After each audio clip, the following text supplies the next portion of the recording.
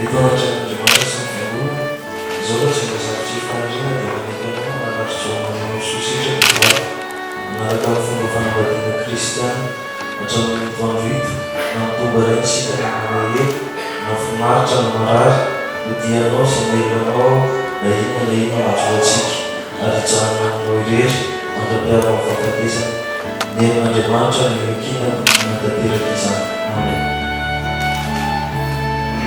Eto anatrehana